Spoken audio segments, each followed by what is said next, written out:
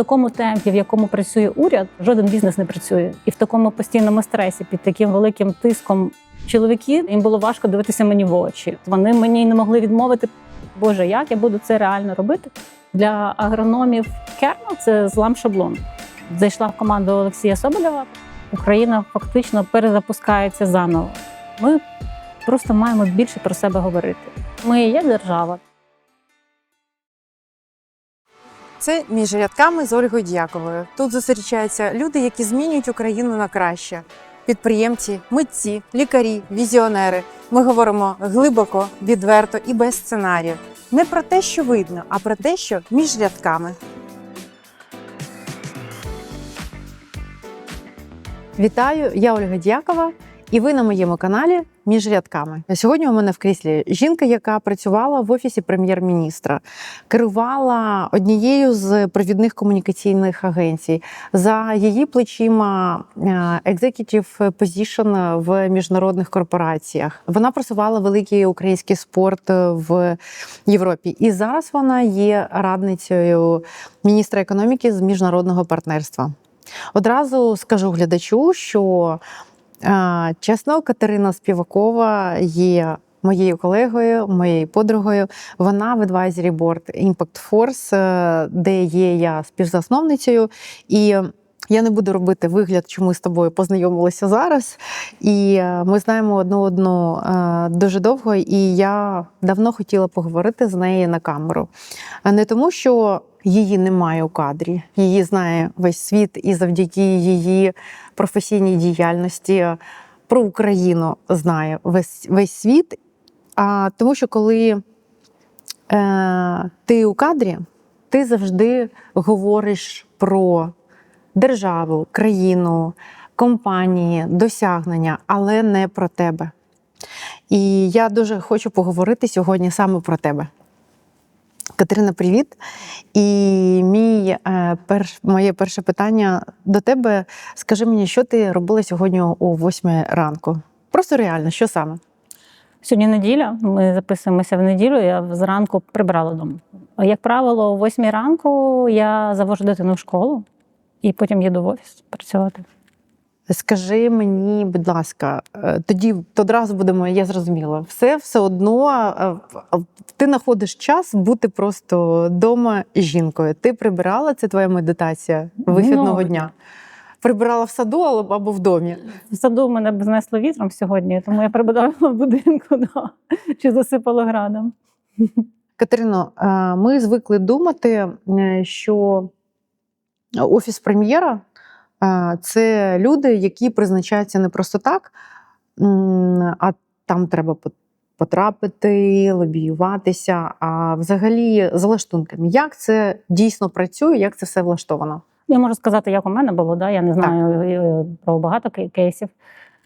Я працювала перед тим, як перейти до Офісу прем'єра, працювала в USAID по проєкту з просування земельної реформи. І, звісно, що ми працювали з урядом, з командою прем'єр-міністра. В певний час у них звільнилася позиція, вони мене запросили. У мене не було навіть думки про те, що я можу туди потрапити, і я не планувала. Тому що я працювала в USAID в донорському проєкті, і я не думала про державну службу чи роботу з урядом в такому сенсі. Але, звісно, що це дуже було цікаво потрапити одразу на таку, скажімо, високу урядову ланку. І коли звільнилася ця позиція, я пройшла певну кількість співбесід і тестів. І там був, мабуть, один з найскладніших тестів взагалі на IQ, який я проходила в житті. Я коли його проходила, я думала, якби не склалося. А потім, коли я дивилася, мені просто випадково потрапили документи до рук, і я дивилася, що в мене був дуже високий бал. Хоча мені здавалося, що там просто виставлений час, і такі питання реально складні, і ти маєш встигати. Але, в принципі, там 100% майже ніхто не встигає. І після всіх цих, скажімо, кол, розмов, співбесід і тестів я опинилася в команді. Супер. А мене, ти знаєш, ми завжди знаємо офіційні версії, знаєш, після людей, які там займали такі високі позиції. А скажи, що тебе навчив Офіс прем'єра? Саме як інституція, а не конкретні люди. Ну, що ти зрозуміла тоді, тому що в тебе до того був бекграунд в роботі в міжнародних компаніях, високі позиції, а це завжди чітко прописані комплайнс, процедури і так далі. А що саме чому ти навчилася в Офісі прем'єр-міністра? Зрозуміло. Крім того, що там прописані процедури, коли ти працюєш в західному бізнесі, я працювала в дуже системному західному бізнесі, фактично тобі Офіс диктує рамку наративну. Тут ти її створюєш сам в співпраці з командою, формуєш цей наратив. І в такому темпі, в якому працює уряд, жоден бізнес не працює. І в такому постійному стресі, під таким великим тиском медіа уваги, і з таким ти можеш йти на роботу, думати про один план на день, по факту у тебе буде абсолютно інший план. Тому що щось змінилося, щось відбулося. Це ще в мирні часи було. Я думаю, що зараз це ще це значно складніше. Гнучкість, дуже велика швидкість, твоя робота, твій комунікаційний наратив має дуже швидку реакцію, і ця реакція може бути часто негативно спрямована просто не через її там якість чи сенси, а через якісь політичні мотиви. І те, що неочікуваність. Да? Тобто, певний момент уряд запросив радників з Британії, які мали розробити програму єдиного голосу для уряду України. Вони прийшли, почали її розробляти, склали ці рамки, да, склали ці гріц, як вони їх називають, і по факту щось не відбувається. Тому що немає чіткої вертикалі, на той момент не було. Якісь рішення пробуксовувались на певних там щаблях, і ти дуже, великий, ти маєш не тільки скласти наратив, ти маєш забезпечити те, що він не буде працюватися на всіх рівнях саме так, як було задумано. Ти зайшла в такий простір, де переговорні процеси, особливо в ті часи, вони були жорстко чоловічими. І скажи чесно, як ти там себе почувала? Чи ти почувала себе як, знаєш, як рівну, чи як дівчину з комунікацій, хоч і міжнародних, так? І що ти робила, коли розуміла, що тебе в кімнаті зчитують не так, як чоловіків? Я не можу, чесно кажучи, в цьому конкретному випадку сказати, що я відчувала ось таку, якісь, як це правильно назвати, недооцінювання, назвемо це так, да? Тому що, в принципі, я і прийшла працювати в комунікаціях, і для уряду комунікації це надзвичайно важлива функція. Тобто, якщо ти забезпечуєш результат вчасно, якісний, це надзвичайно великий вплив, і твоя позиція висока, вона не є якоюсь там меншою за щось. Да? І спочатку ти заходиш виключно на комунікації, але оскільки команда невелика, з часом ти береш якісь проекти, починаєш робити щось додатково. В принципі, те, про що ти кажеш, у мене в житті було отак прямо ярко виражено лише один раз на там перший етап, який був, ми почали якось з середини мого професійного шляху, там на початку. Я доволі довго працювала в фінській великій компанії, відповідала за маркетинг в країнах Центрально-Східної Європи і Центральної Азії. І я їздила у відрядження в Азербайджан. І я намагалася вести там перемовини. І це було абсолютно неможливо. Тобто, і це був будівельний бізнес. Чоловіки, наші партнери, з якими ми зустрічалися, їм було важко дивитися мені в очі. Вони відчували максимальний дискомфорт. Вони мені не могли відмовити, потім вони цього не робили. Я 2 рази спробувала, і після цього я просто мала визнати своєму менеджменту, сказати, що вибачте, давайте, хтось там потрібен чоловік, це просто не буде працювати. Це було максимально дискомфортно. Трошки важкувато було і в Казахстані, але там трошки інші моменти. Бо там це було екстремально, це, знаєш, екстрім. Це там, де ти це відчула? Так, я це відчула дуже сильно, і я зрозуміла, що це не через мене, це неможливо змінити. Це такі культурна особливість країни. Але в Україні все одно, те, що ми кажемо, воно є насправді, але я не можу сказати, що воно там супер домінує. Казала вже, що працювала в фінській компанії. В Фінляндії дійсно велика кількість жінок. Там дійсно така на керівних посадах. Неважливо, який це бізнес, будівельний, жіночий, неважливо. Там дійсно вони так більш виважено це в суспільстві. У нас, мені здається, що такої сильної дискримінації немає. Мені тут більше я ставлю питання до жінок. Якщо ти професійна, якщо ти знаєш, що ти робиш, якщо ти вмієш керувати своїми емоціями, якщо ти можеш дати результат, ніхто не буде тебе дискримінувати в більшості випадків. Хоча я впевнена, що в певній, більше переважно ні. Тобто треба брати на себе відповідальність, отримувати хорошу освіту, не боятися. Звісно, жінкам завжди складніше, тому що ти маєш це поєднувати з відповідальністю за дітей і так далі, і так далі. Якщо так добре подумати, не так багато є в моєму колі, принаймні, я не знаю, як у тебе, реально успішних дітей, жінок, у яких дітей більше, ніж одна дитина. Так. І нормальний шлюб, не було розлучень, і все там якісно і там. Це реально, це одиниці. Більшості не вдається, тому що це реально важко. Ми будемо про це далі говорити. Давай трошки підемо по біографії. Потім була агенція комунікаційна міжнародна, потім був один з найвеличезніших фондів. Найбільших приватних благодійних фондів. Приватний благодійний фонд. І потім ти пішла у Kernel. Так. Це одна з найбільших компаній в Європі. Це світовий лідер в своєму сегменті, в своєму сегменті, І це зовсім інший був світ, і це вже війна, це вже зовсім інші виклики. Великий агрохолдинг під час повномасштабної, це просто вже не робота з брендом, а у класичному сенсі це тоді блокада, логістика, експорт під обстрілами. Що ти побачила, коли прийшла? Тому що, ти зайшла в ситуацію, яку взагалі не знала. І що там відбувалося, і яке було ставлення в тебе вже як особистості з відповідальністю, коли йде повномасштабне вторгнення, а ти знаєш, що ти відповідаєш за бізнес, від якого залежить, голод у всьому світі. Я відповідала за стрім, не за весь бізнес. І я не можу сказати, що я прийшла туди, де я не знала нічого, тому що перша моя робота, 7 років, я працювала в німецькому гіганті хімічному BASF, і там був дуже сильний стрім агро.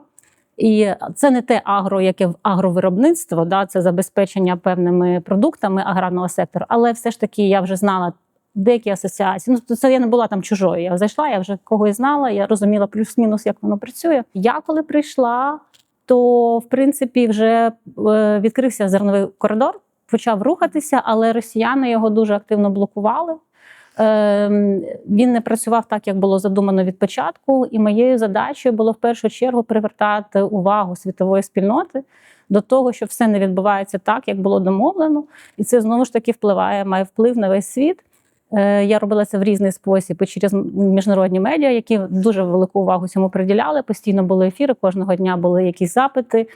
І через роботу з асоціаціями у мене до той момент вже були через попередній досвід власні зв'язки в ООН. І я виходила на людей в ООН, які безпосередньо вели перемовини. Ми з ними зустрічалися, намагалися пояснювати їм краще все, що відбувається. У нас був продукт, який теж впливав на експорт, комунікаційний продукт, який вже був створений мною, коли вже відкрилося море. Все одно росіяни регулярно обстрілювали порти, але якщо немає порту і є море, то все одно аграрний експорт не працює. І ми зробили продукт після певних обстрілів, які зруйнували частину портів, елеваторів, зерносховищ великих. Ми зробили продукт з фотографами, взяли найкращих українських, найвідоміші імена, зробили яскраві, дуже такі художні, сильні, потужні фото. Ми зробили арт-книгу. Мені вдалося домовитися про звернення президента на початку цієї книги, і ми домовилися про есе Ярослава Грицака. Історичний. Це був фактично єдиний текст, 2 тексти звернення президента, і есе, все інше – це фото і ілюстрації. І ця книга була ми назвали її «Шлях зерна», вона була про зернову угоду, її роль для України і для світу, і про важливість України в цілому забезпеченні глобальної продовольчої безпеки. Вона була дуже потужною, нам вдалося показати її в Європарламенті, її дарував президент. До Олексія Соболєва, коли я вперше зайшла в кабінет, ми говорили про співпрацю, у нього на столі лежала ця книга, мені це було особисто дуже приємно.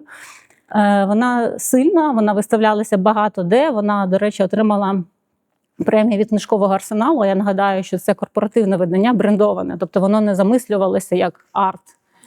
За кращий книжковий дизайн, і представляла Україну на виставках в Франкфурті і в Лейпцигу серед найкрасивіших книжок світу. Отримала велику кількість нагород за дизайн. До речі, це теж єдине українське золото на фестивалі з арт-дизайну європейського. Я пам'ятаю, коли в Європарламенті ти виставляла, я там була, і ти знаєш, це дійсно, особливо, коли ти бачиш ці фото, і не дивлячись на це, що я українка, я це все проживаю, ти дійсно дивишся на цей чейн поставок і взагалі наскільки наша українська компанія може впливати. Арт впливає, арт впливає значно сильніше, ніж будь-який текст, ніж будь-які тези, цифри. Арт впливає емоційно, і він тебе фокусує. Тому чому арт? Тому що ті люди, на яких ми намагалися вплинути, вони в такому інформаційному потоці живуть, що твій меседж, він пролітає повз. Треба зафіксувати увагу, от як ми зараз тут теж знаходимося в арт-просторі.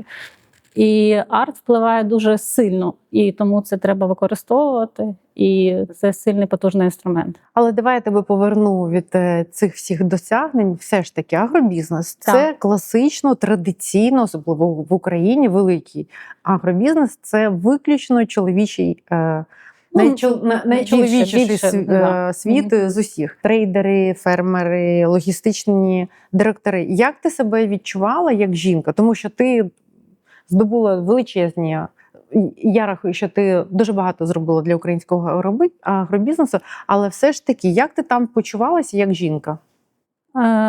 Слухай, як жінка, я, в принципі, почувалася впевнено, тому що я вже там з досвідом жінки, я знаю, що я можу, і я знаю, що я можу показати. Питання було в тому, що компанія дуже сильна в своєму основному бізнесі, і не дуже цінувала все, що поруч, інші там напрями. І вона була достатньо закрита, коли я прийшла. Вона мало комунікувала, не транслювала себе як національного представника, національного лідера, не поводилася як лідер публічно. Тобто була дуже сильною, потужною в експертному середовищі, саме аграрному. На національному рівні менше. Також був достатньо такий призупинений напрямок КСВ на той момент, корпоративної соціальної відповідальності, але був дуже великий фокус на підтримку Збройних сил України.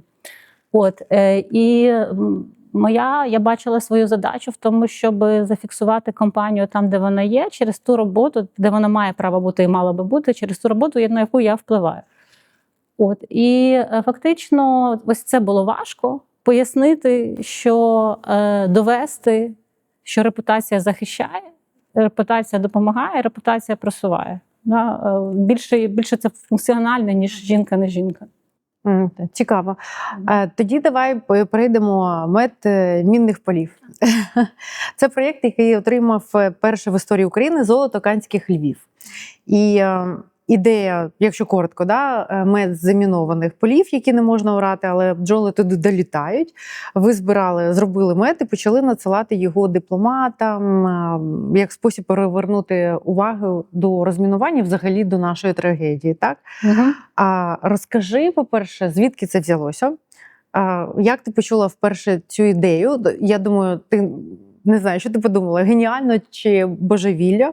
І що цей проєкт реально зробив, не тільки коли отримав еворд від Канських львів? Отримав він купу нагород, крім Лео, дуже велику кількість. Насправді, в чому був запит? Запит був в тому, що проєкт створювався 2,5 роки назад, майже вже 3, коли з'явився перший мед. Тоді були звільнені певні території на півдні України, і у фермерів треба розуміти, що це їх доступ до землі, це їх єдиний шлях для існування їх бізнесу, виживання і забезпечення себе і своїх родин. І якщо у них немає доступу до землі, це величезна проблема. У Кернела, як такого, їх землі знаходяться поруч з кордоном Росії, тому там не мало сенсу їх розміновувати, але хотіла допомагати партнерам, з якими ми співпрацюємо, фермерам. До мене зверталися багато, 3 роки практично тому, зверталися демобілізовані військові і казали, що давайте ми будемо робити цю роботу для вас, тому що ми навчені, ми можемо виходити в поля і ми можемо розміновувати, ви будете це фінансувати для ваших партнерів. Я спитала, які ризики, і мені сказали, що ризик неконтрольованого підриву у навчених військових 50%. Це дуже багато. Да, це дуже високий. І мене це сильно шокувало. Кажу, які варіанти? Вони кажуть, варіанти тільки техніка. Зараз, наскільки мені відомо, її достатньо в Україні. На той момент її було дуже мало. І треба було піднімати питання того, що її має бути в Україні більше. І знову ми впираємося в те, що було у нас з книгою, в те, що треба достукатись. І потім у агенції Сачі з'являється ця ідея, вони мене набирають і кажуть, знаємо, що у тебе є такий запит, що ти думаєш про це? Те, що це геніально, я зрозуміла в перший момент. Да? Я зрозуміла, що це дуже сильна ідея, дуже крутий проєкт. На другу секунду, після того, як я про це почула, я подумала, боже, як я буду це реально робити? Я собі уявила розмову з нашими агрономами, тому що ти розумієш, заміноване поле – це фактично там бур'ян, майже розростом в мене. Тобто це неефективно з точки зору аграрного виробництва, тому що це не про ефективність проєкт, це проєкт про інше. І для агрономів кернел – це злам шаблону. І так воно і відбулося. Це були дуже такі перемовини, де приходилося там трошки продавлювати. І якщо ти пам'ятаєш, коли з'явилися перші баночки, в цьому проєкті також було Міністерство закордонних справ, була певна така перша реакція недовіри і хейту в суспільстві. Були там деякі публікації про те, що більше вони спрямовані були не на кернел, але нас теж так трошки зачепило.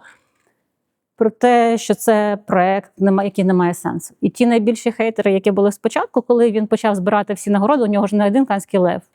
У нього 3, наскільки я пригадую, бронзи, 1 срібло і золото. Золото єдине в Україні. І вони стали його промоутерами і говорили про те, що вони з самого початку знали, що це геніально. І це класний, сильний проєкт.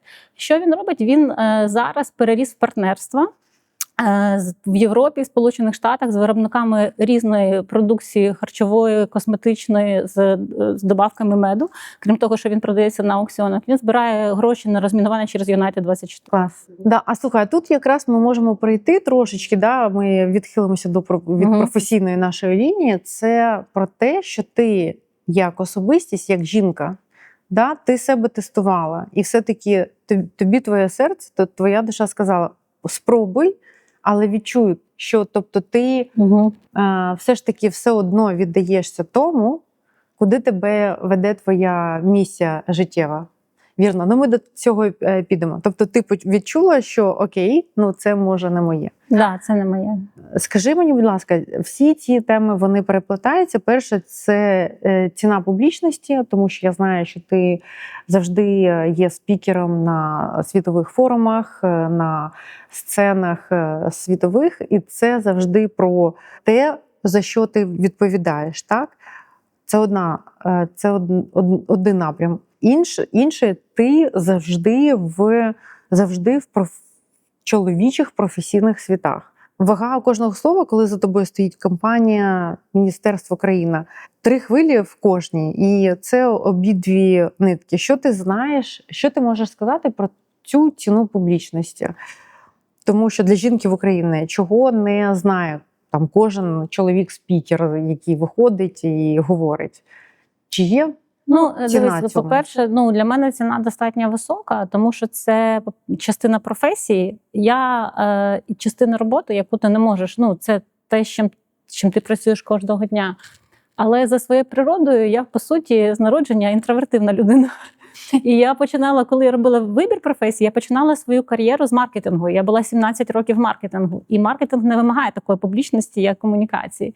Він не настільки в цьому сенсі складний, і ти не настільки постійно під увагою, і не настільки велика там ціна помилки, і не настільки, скажімо, тиск на тебе постійно. Ти не знаходишся постійно в кризових якихось ситуаціях. З часом це змінилось.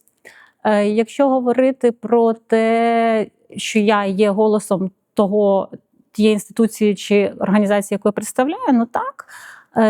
Тут у мене проблем з цим ніколи не було, тому що ті наративи, з якими я йду, я сама їх і створюю. Ну, тобто я їх сама прописую, я в них вірю, я їх розумію досконало, тому що я їх розробляю. Комунікаційні рамки, і меседжбокси, і наративи, і я з ними йду, тому тут у мене все з цим добре. Якщо говорити про те, чим відрізняється публічність чоловічої від жіночої, я думаю, що до жінок трошки більше уваги, тому що розглядається не тільки сенс, а й якісь відчуття, яке ти несеш, твоя харизма, як зовнішній вигляд, все що завгодно. І колись мені навіть довелося почути від одної знайомої, яка так, в принципі, моя приятелька, каже: слухай, ти дратуєш людей. Я кажу: я чого? Каже: ну, ти робиш складні речі дуже легко. І тому це, дратує. Я кажу: з чого ти вирішила, що це легко? Вона каже: я не вирішила, це чую від людей. Їм здається, що це легко, але це реально нелегко. Да? Ти як жінка теж мене розумієш, що тут ти маєш чітко розуміти, як ти будеш виглядати. Почнемо з того, що якщо ми не сидимо, як зараз, а стоїмо і десь виступаємо годину на таких підборах, це вже незручно. Да? Ти вже там в стресі, ще під світлом і так далі. Але в цілому я вважаю, що з досвідом, якщо ти професійний спікер, в якийсь момент ти не відчуваєш цього додаткового тиску. Це вже частина роботи і все. А які теми ти усвідомлено уникаєш, коли ти публічно виступаєш, тому що ти знаєш, що за кожним твоїм словом стоїть або держава, або компанія, або продукт, або суспільство? Ти знаєш, я не можу сказати, що я їх уникаю, тому можливо, отак сходу мені приходить тільки одна тема в голову, і я не можу сказати, що я її уникаю через те, що за мною хтось стоїть. Через свої цінності, скоріше, її уникаю. І ця тема, я намагаюся максимально ніколи не відверто і категорично не критикувати людей. Тому що я ніколи не знаю за цими рішеннями, які були обставини у людини, про що вона проходила, що на неї тоді впливало, на що вона реально впливала, на що вона не впливала. У мене немає 100% інформації, тому я не можу про це говорити. І плюс я дуже обережна з тими темами, які не просто там слова, а які можуть вплинути реально на чиюсь долю. Тобто ти можеш щось сказати, у людини реально може життя змінитися через це. Я з цим завжди дуже обережна. Скажи мені, будь ласка, я знаю, що ти дуже глибоко в GR, і особливо, це у будь-якому світі, да? Це чоловічий світ. І змінювати системно цілі платформи – це дуже важко. Ми всі знаємо всі результати. Скажи, як ти це робиш? І ти це робиш точно, виключно у чоловічому світі. І коли ти отримуєш результат, на який, можливо, працювали б цілі консультаційні міжнародні і локальні агенції для лобіювання тих чи інших питань. Ось ти досягаєш якогось результату, особливо в такій важкій темі. Хто перша людина тебе підтримує, обіймає і розділяє твою радість? По-перше, як правило, такі фундаментальні зміни, у них є якийсь диригент, наприклад, це я, але вони не робляться однією людиною. Це все одно працюють команди, все одно працюють команди навіть різні. Хтось працює з медіа, хтось працює з юридичною частиною, хтось працює, комунікує з асоціаціями і так далі. Тут це не робота однієї людини. Але в будь-якому випадку, незалежно від того, яку нагороду чи який результат я отримую, людина, з якою я вперше, як правило, ділюсь, це чоловік. З моїм чоловіком. Йому не завжди це цікаво, але він вимушений слухати. Або коли я йому пишу, він мені аганьочок. Слухай, це дуже цікаво. Тобто є внутрішнє коло, в якому... Це найсильніше. Якщо в мене є щось таке дійсно важливе, завжди спершу чоловік, потім діти і потім найближчі подруги. Клас. Катерино, з твоїм CV ти могла працювати у будь-якій державі, на будь-яку компанію. І ми бачимо зараз ту нагальну тенденцію, що саме висококваліфіковані кадри, їх найважче повернути і втримати в Україні. Я відверто радію, що ти прийняла рішення повертатися все ж таки в державницькі інституції. Скажи мені, чому? Ну, дивись, я ж не повністю повернулась. Да? Я є радником, я не зайшла на повноцінну 100% завантаженість. Я працюю в бізнесі, в великому міжнародному потужному бізнесі. На цей раз вже не виключно чоловічому. Да, я поєдную ці посади. Але я з радістю зайшла в команду Олексія Соболєва. По-перше, я думаю, ти пам'ятаєш, що з цих часів, коли він був заступником міністра економіки, я його знаю там вже певний час. Я тобі постійно казала про те, що я поважаю цю людину. Мені дуже імпонує його цінності, да, у нас збігаються. Я йому повністю довіряю, тобто я знаю, що це не буде ніколи соромно, і ти ніколи не будеш потім це десь закреслювати у себе, да, забувати про цю історію. І я вважаю, що те, що зараз він на себе взяв, це велика відповідальність і велика його сила, і мені хотілося його підтримати в цьому. І я йому про це говорила, і тому він знав про це. І після того, як ми зустрілися, обговорили, ми дуже швидко домовилися, що я можу робити для того, щоб це, скажімо, не було в прямому, ну, тобто, щоб там не виникали питання комплаєнсу, да, тому що я працюю з міжнародними донорами і з великим міжнародним бізнесом, який працює за розпорядженням країн-донорів. Да? Тобто це не є прямим впливом або лобіюванням чогось, це скажімо, посада, скоріше, про радників щодо змін, стратегічних змін в країні. От. І це більше про це. Я вірю, що такі люди, які мають силу, а я зараз знаходжуся на піку своїх професійного зросту, які мають нетворк, які мають розуміння, як це має рухатися. Ну, це як,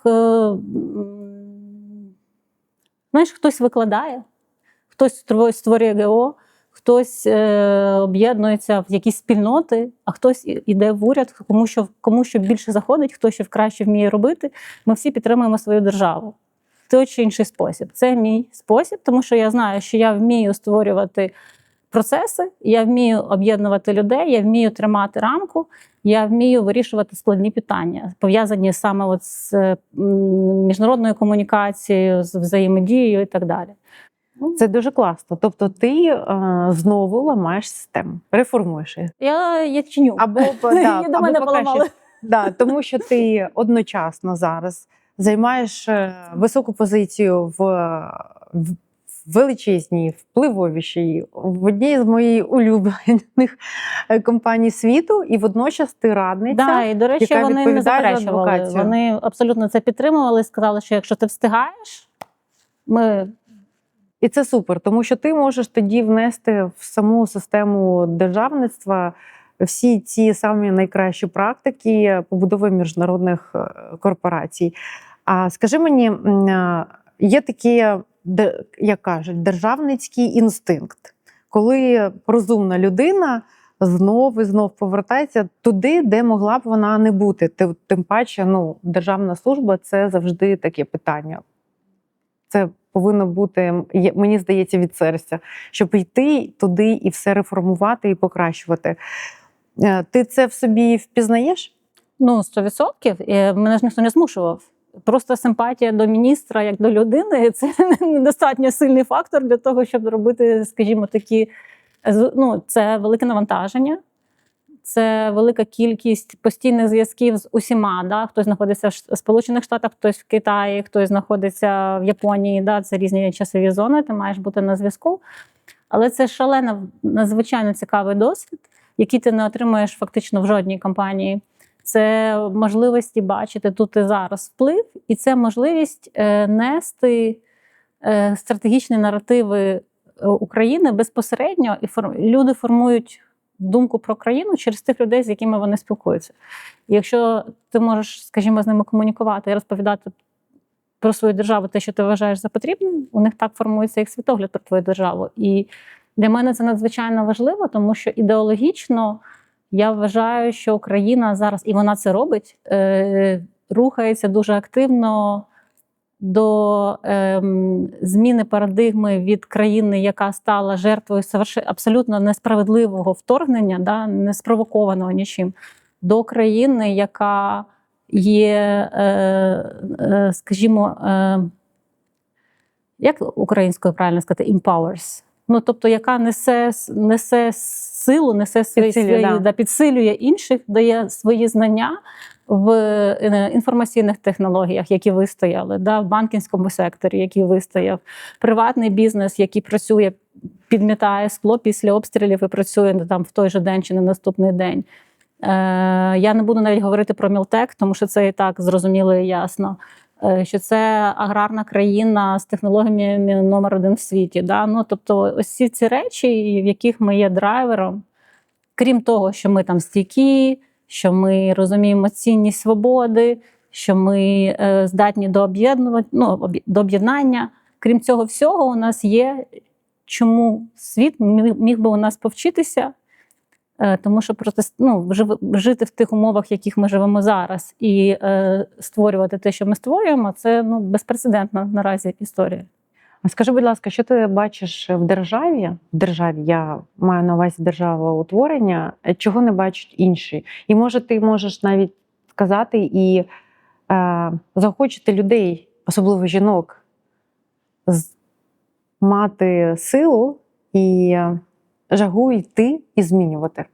Ну, я не знаю, що бачать інші. Я кажу ще раз, що я бачу велику можливість, величезну купу можливостей, запиту, тобто ти реально потрібен. Твій внесок, твоя роль, вона цінується, вона є цінною.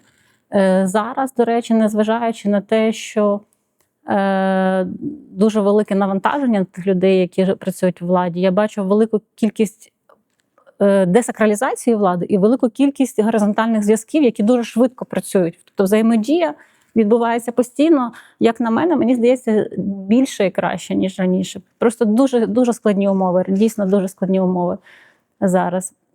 І от можливість, скажімо, доступу до людей, які мають унікальну експертизу по всьому світу. Ну, в бізнесі, особливо якщо це не супервеликий бізнес, це важкувато.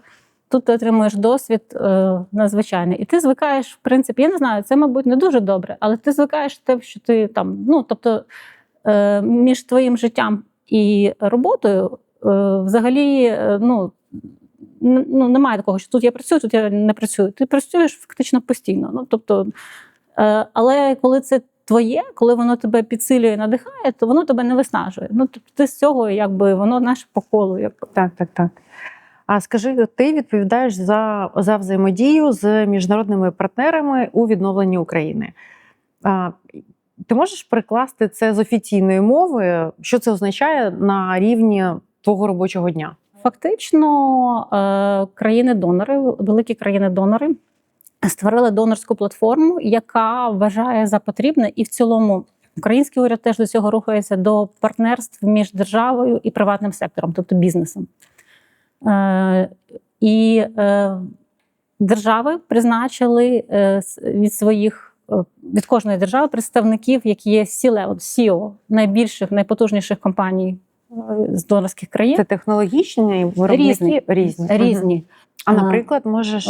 Німеччина Siemens, Сполучені Штати Palantir. До них є певна кількість запитів від уряду, і також вони оцінюють в цілому зі свого досвіду і з того, що вони знають там, по тому, як проходять, все спрощено, реформи, вони дають поради щодо того, як, наприклад, як зміниться бізнес-середовище, якщо в інакший спосіб запрацюють, наприклад, процедури страхування. Українське середовище. В Україні, звісно, вони дають поради уряду. Це радники урядові. Конкретно, що це означає? Дуже багато комунікації. Це означає, що дуже багато робочих груп відбувається всередині цього юніту, а також в співпраці з урядом. Велика кількість в різний час дзвінків і контактів, велика кількість переписок і погоджень, тому що кожен має свою якусь рамку, і отримати погодження всіх, це займає там певний час. Але це вдається. І, скажімо, зробити цю роботу зрозумілою, помітною і ефективною, в принципі, це і є там моя задача. А коли ти сидиш за столом з міжнародними партнерами, що ти продаєш їм? Ти ж не Україну, да, продаєш їм? Ні, а я маю на увазі, яку саму ідею? Як ти це робиш? Ukraine Empowers, я би сказала. Да? Тобто для них створюються умови, де вони можуть в найкращий спосіб показати все те, заради чого був весь їх професійний шлях.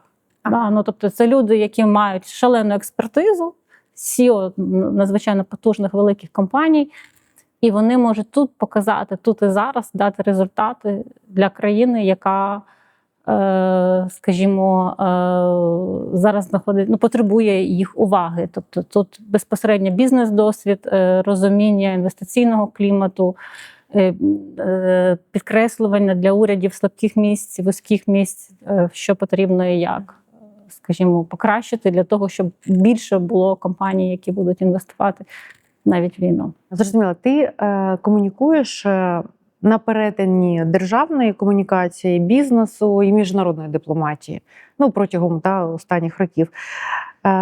І в тебе, і саме це є твоє унікальне положення. Ти бачиш світ, як світ бачить Україну з двох боків. Скажи, що ми комунікуємо погано? Мені здається, що ось ця ідея про те, що ми маємо комунікувати те, що ми не тільки стійкі, тривалі і нам потрібна допомога, а те, що ми можемо нести великі знання і досвід, і ми можемо, скажімо, підсилювати дуже сильно, дуже значуще різні бізнеси своїм досвідом, своїми технологіями і так далі. Ось це ми маємо показати це value, що ми не тільки чогось потребуємо, а ми можемо дуже багато дати. Зрозуміла. А скажи, якщо б ти могла змінити щось в тому, що ми говоримо про Україну, то що б це було? На що б ти зробила фокус? На те, що через цю жахливу ситуацію, через війну, через ці щоденні шалені виклики, Україна фактично перезапускається заново, як абсолютно нова держава, потужна, сильна, з сильними професійними людьми, стійкими в плані не тільки витривалості, а стійкими, що вони в ці періоди розвивають бізнеси, створюють нові бізнеси в Європі, допомагають навіть віддалено, здатні до об'єднання і не бояться. Дякую тобі. І в мене ще таке запитання: що має статися, що ми повинні зробити, яка в тебе порада, щоб за 5 років ми говорили про Україну не як про країну, яка вижила, а як про країну, яка стала прикладом не тільки з точки зору держави, а з точки зору як громадянського суспільства, як взагалі об'єднаної екосистеми. Україна. Тут фактично ми є держава. Да? Немає такого, що держава – це тільки Кабмін і пара міністерств. Да? Це фактично кожен з нас на своєму місці і є представником держави, і представником того сектору, в якому він працює або вона. І фактично, я думаю, що ми просто маємо більше про себе говорити. Про те і все, як є, розповідати, транслювати. Те, що погано – погано, те, що добре – добре. Нам іноді здається, просто ми живемо в своєму світі, нам здається, що цієї інформації багато. Насправді ні. Якщо ти виїжджаєш, і люди живуть абсолютно в інших вимірах, у них свої проблеми, вони не фокусуються і не думають про те, як саме рухається Україна далі, яку цінність вона несе світу, і що буде, якщо, скажімо, ситуація буде погіршуватися, не покращуватися зі світом, не тільки з Україною. Тому я думаю, що ми маємо не зупинятися, але ми і не зупиняємося, не здаватися, але ми і не здаємося, рухатися далі і бути відвертими, відкритими до спілкування, до комунікації, до того, щоб просто розповідати все, як є. А скажи мені, ми зараз ми пішли в такі міжнародні глобальні теми, але для всього цього нам потрібно знаходити ресурс. Ресурс у нас самих, особливо якщо ти жінка, діти, чоловік, друзі, твоє оточення, батьки. Поділися своїми індивідуальними рутинними штучками, які тобі дозволяють відновлюватися. І чи ти завжди така Маргарет Тетчер? Навіть коли тебе просиш посміхатися, ти знаєш, да? Це завжди дуже строго. Хоча всередині тебе ніжна дівчинка, яка тобі розказує, що робити. Скажи, ось як ти це поєднуєш і як ти себе відновлюєш? І чи взагалі буває таке, що ти плачеш від якихось таких, не знаю, проблем великих, або це тільки внутрішньо? І як з цього виходити? Як знаходити ці сили, виходити і говорити, незважаючи на те, що в тебе всередині, говорити за державу, говорити за компанії, за системи? Ну, сказати, що я ніколи не плачу, буде неправдою, але сказати, що мені дуже легко заплакати, це теж буде неправдою. Да? І останні рази я плачу більше від того, коли мене щось розчулює. І я дуже часто, от коли я плачу, реально плачу, коли я бачу ці сюжети про загиблих людей, особливо маломолоді, ну мені дуже важко втриматися. Але в цілому для відновлення бути сім'єю, я абсолютно інтроверт, і для мене велике щастя побути самою собою, да, приділити час там б'юті, йозі, масажам, плаванню. У мене, до речі, нещодавно був перелом, відновлююсь, там медитація обов'язково, це кожного ранку. Я до війни я дуже любила подорожувати, і у нас дайвінг, це був обов'язкова історія. Ми навіть з чоловіком познайомилися на дайвінгу, це дуже розслабляє, я обожнюю цю історію. Зараз з цим важкувато трошки. Спілкуватися з друзями, ну і легко відпускати. Якщо тебе щось сильно турбує, зрозумій це і відпусти. Ну, просто тому що якщо це тримати в тілі, це завжди веде до дуже негативних наслідків. А для чого воно? Дякую. Медитація також, так? Медитація обов'язково. Добре. Катерина, у нас на нашому каналі, на моєму каналі є постійне запитання, воно звучить для кожного гостя. Що ти сама зробиш сьогодні саме для себе інакше після нашої розмови? Не у роботі, а у собі. Зміню? Зробиш. Зроблю? Неділя, вечір. А понеділок на роботу, на улюблену. Що я зроблю для себе? Я ще зараз додому поїду, ми стейки посмажемо, якщо чесно, які я ще вчора купила і не встигла. І ми просто проведемо час разом з сином, з чоловіком. Старший син навчається зараз на навчанні, він не з нами. Ну і все. Такі просто теплі моменти сім'ї. Так, це дуже важливо. Це не просто. Тому що той період, коли діти з нами живуть, в наших родинах, він дуже короткий. І, на жаль, він якраз співпадає з тим періодом, коли ти активно будуєш свою кар'єру. І ти там постійно або там не додаєш, або там не додаєш. І тому важливо, коли в тебе є така можливість, то робити це якісно і на 100%, тому що потім будеш шалено шкодувати, тому що здається в моменті, що щось заважає, відволікає, у тебе зум, не кричи. А потім ти дивишся на ці фотки і розумієш, що там він вже з тобою не живе, він вже живе своїм життям. Дитина. І все. Воно вже назад не відмотається. Робота ще буде, а цього вже не буде ніколи.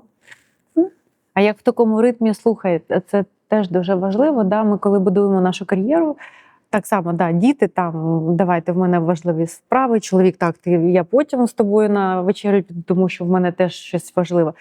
Як стримати цей вогонь? Як знаходити цей баланс?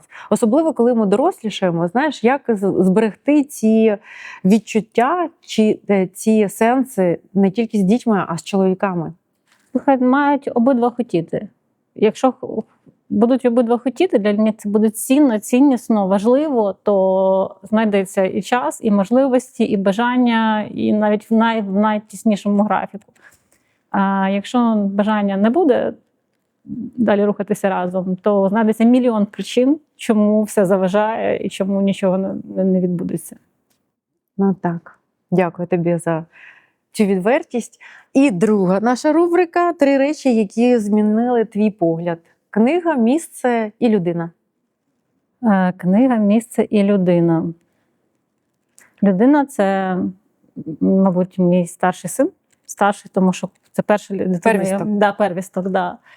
Тому що світ змінився докорінно. Я змінилася абсолютно. Мені здається, це кожна жінка. Ну, або майже кожна. Да? Тобто вона змінює твій світ, ти абсолютно по-іншому починаєш на все дивитися. А ти можеш сказати, як було до і як стало після?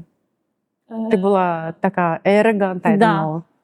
Да, я була достатньо, я в принципі і зараз достатньо цілеспрямована, але ціннісно, скажімо, я стала більш емпатичною, я стала краще відчувати, що рухає іншими людьми, як вони відчувають.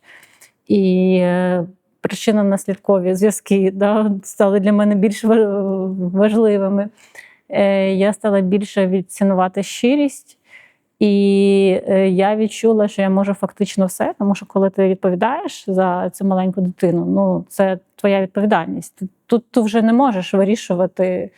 Раніше я там була трошки так, як вітерець, да, щось мені захотілося, я це роблю. Тут ти вже більше розумієш, що ти можеш ставити будь-які цілі, їх досягати, і все тобі, в принципі, скажімо, під силу. От, і діти – це величезна підтримка, вони дають стільки багато емоцій, вони тебе, скажімо, вони дають тобі віру, що в житті можливо все і ніколи не кінець. Да? Ну, тобто, що ти завжди знайдеш собі силу прийти крізь будь-що. Ну, звісно, тому що для дитини є завжди мільйон варіантів. Тупікових ситуацій для дитини немає. Ну, я стала трошки як та дитина, да? Коли там все палає, а я сижу і чайок п'ю. Зараз розберемось. От, місце. Якщо це буде, скажу, що це було місце, яке змінило моє життя, було десь під водою в Червоному морі, да, то це так і було. Знайомство з моїм чоловіком. Книга. Я не можу, мені важко виділити якусь одну конкретну книгу, якщо чесно. Мені подобаються всі книги Насіма Талеба, тому що я там знаходжу якісь думки, і він абсолютно інакше мислить, не так, як я, і мені цікаво. Дякую тобі, Катю.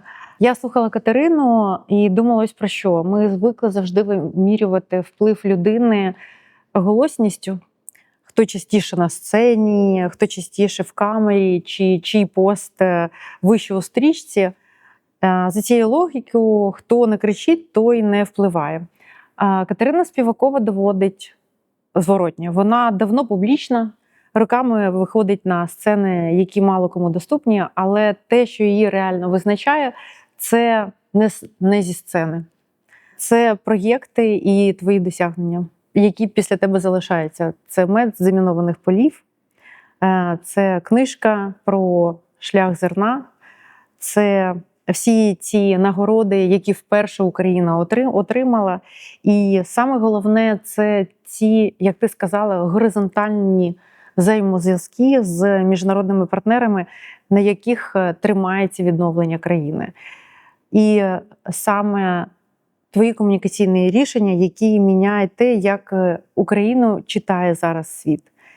І за це все ти платиш. Платиш тишою там, де хотіло говорити про сенси. Платиш ретельністю з кожним словом, бо за твоєю спиною завжди щось, країна, компанія, системи, міністерство. Платиш щоденною жіночою роботою над тим, як тебе сприймають у кімнаті, не тільки чоловіки, а й жінки, більш ретельно слідкуючи за тобою. І саме там, де ти одна жінка, яка за столом і має голос. Ми у каналі говоримо про жінок, які читають себе між рядками. У Катерининих рядках дуже багато країни і трошки менше її самою. Бо вона поступилася собою заради справи, заради своїх цінностей, заради майбутнього наших дітей.